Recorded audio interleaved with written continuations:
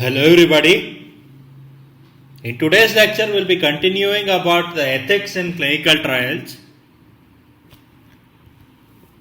In the previous presentation we spoke about the principles of ethics in clinical research. And ethics in clinical research is guided by 7 main principles, which we knew as the principle of social and clinical value, the principle of scientific validity, the principle of fair subject selection, the principle of favorable risk-benefit ratio, the principle of independent review, acquiring of informed consent, and respecting the potential and enrolled subjects. Today, we will talk more in detail about the principles 4, 5, 6 and 7. Earlier we had spoken about the first 3 principles. So now coming to the favorable risk-benefit ratio.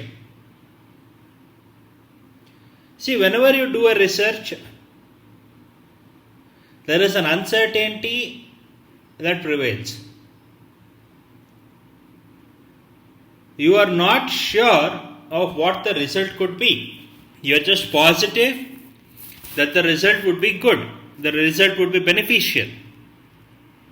But unless you concluded the research, unless you observed anything beneficial out of the process,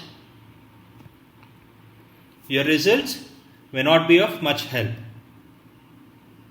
and they are always uncertain.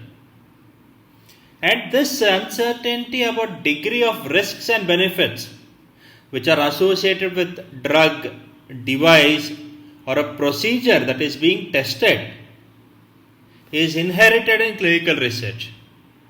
Okay, it is inherent in clinical research, and without this uncertainty, there is no point in doing that particular research as well. So, you do a research to clarify this uncertainty. Same thing applies to clinical research. And by definition, there is more uncertainty about risks and benefits in early phase research as compared to that of the later phase. So, when you start with an experiment or a clinical trial, you do not have an idea about the direction in which the trial could go. Right? So, this is in a way lessened, or in a way you get a direction or you understand the concept much better as you go deeper into that particular research or in the later research.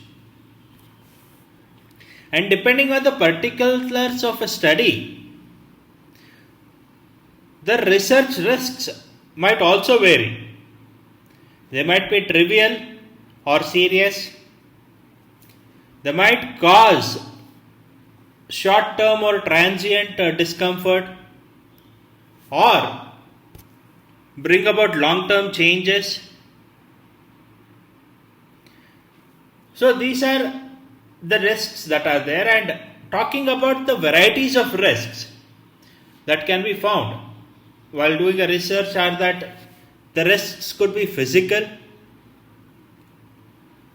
where you can observe death, disability or infection. They could be psychological, causing depression or anxiety in the patient. They could be economic, leading to a job loss of the volunteer. Or they could be social, where the volunteer is discriminated or stigmatized due to participating in a particular trial. So, as a researcher, you must take utmost care to minimize the risks and inconvenience that can be caused to the volunteers or the research subjects. Thereby, this will maximize the potential benefits that can be availed by the volunteers, and this will also help you determine the proportion of potential benefits occurring to the individuals and also to the society.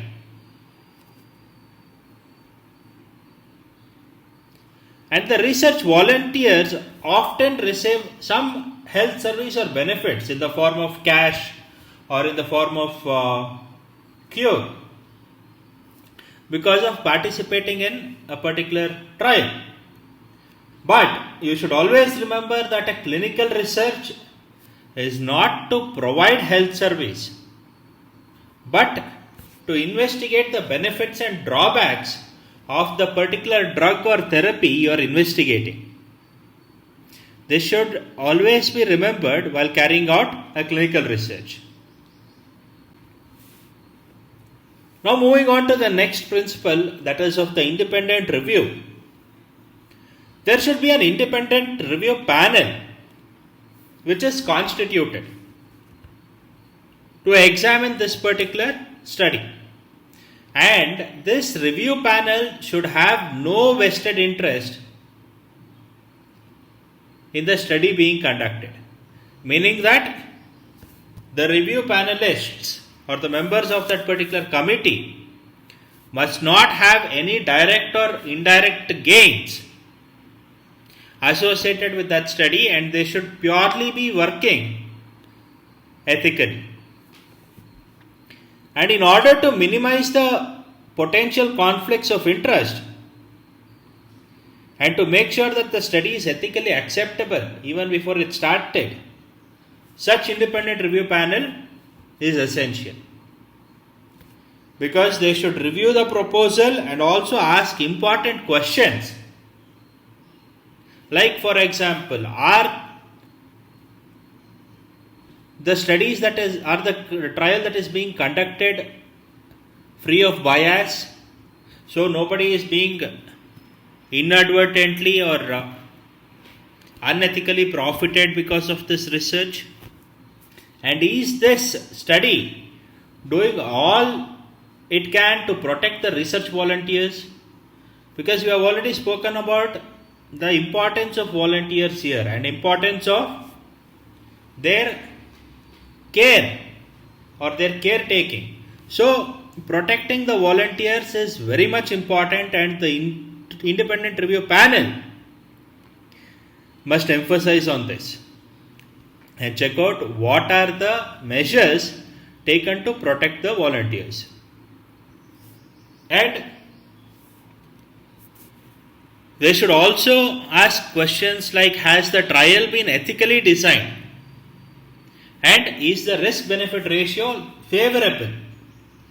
So are both the individuals and the society being suitably benefited out of this particular trial?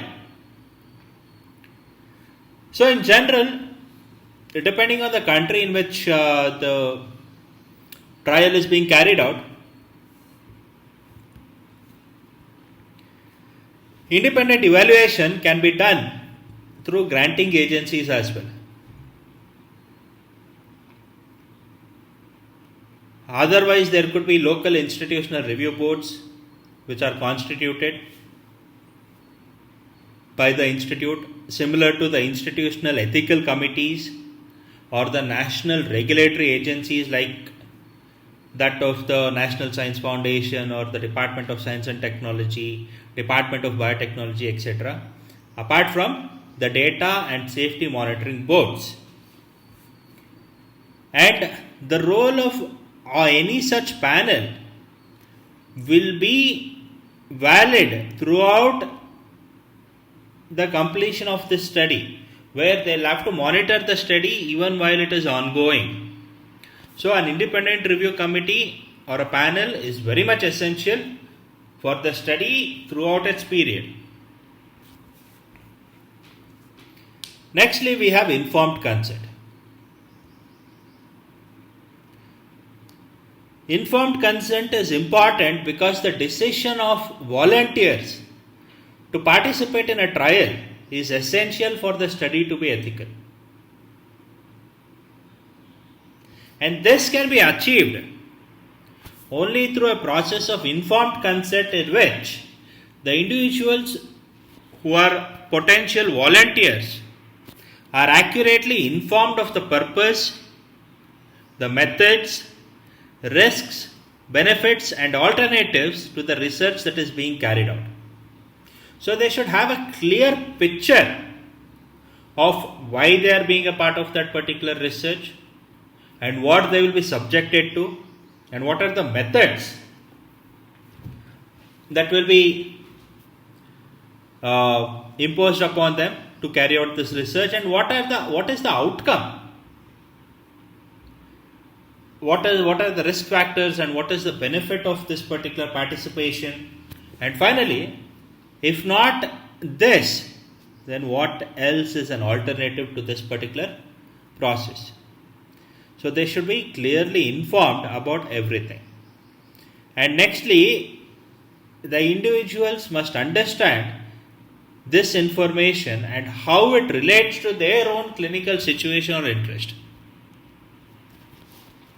So you should explicitly inform the potential volunteer on why he is a suitable person, on why his clinical condition is most appropriate for the evaluation of the study, or on why his clinical interest or his interest in science can be beneficial for this study.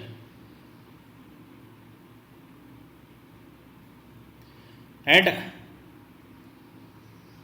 most importantly, nobody should be forced to become a participant, and they should make a voluntary decision about whether they should participate or not. However, there are a few exceptions where informed consent may not be necessary. This could be in the case of a child, of an adult with severe Alzheimer's disease, of an adult with head trauma who is unconscious, or of someone with limited mental capacity to make a decision voluntarily. So this is how informed consent can be carried out and exceptions can be provided. And this will ensure that the individual's research participation is consistent with his or her values and interests, and usually empowers a proxy decision maker to decide upon the participation, and it is usually based on the research decision the subject or the participant would have made, and thereby this will reduce any conflict of interest whatsoever.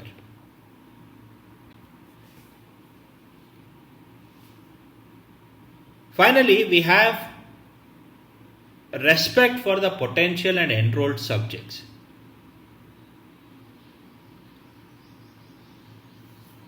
It should be understood that the individuals who are acting as participants are your resources. You need them to be a part of the study much more than they wanting to be a part of the study. And they have volunteered for your sake or for the researcher's sake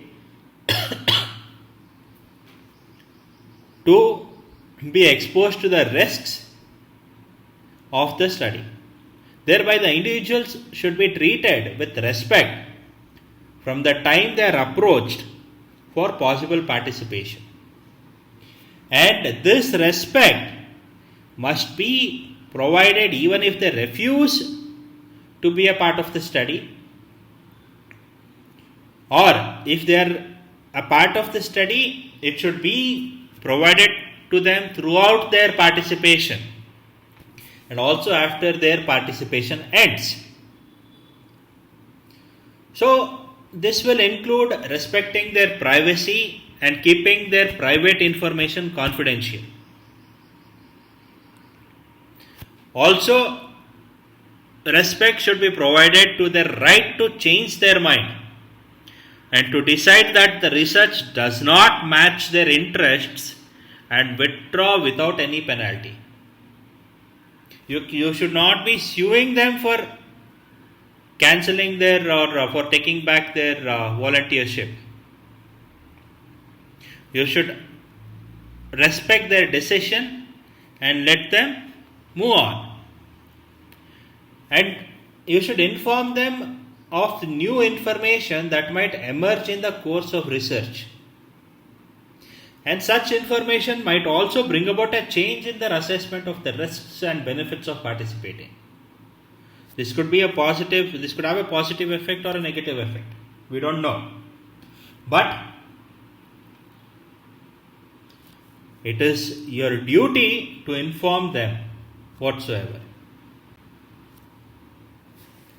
And monitoring the volunteers' welfare to see if they experience any adverse reactions, untoward events, or changes in the clinical status, and thereby ensuring appropriate treatment whenever necessary, and if need be, removing them from the study group should be carried out strictly. And also, they should be informed about what was learned from the research. It is their right to know on how they could help with the findings. And most researchers who monitor the volunteers' welfare do a good job. But they fail in distributing the study results. This is wrong. They should be equally responsible for the monitoring of the study results and also the volunteers and sharing the details of the study results with the volunteers. So this is how clinical research guidelines are emphasized. And with this, I would like to conclude today's lecture. Thank you all.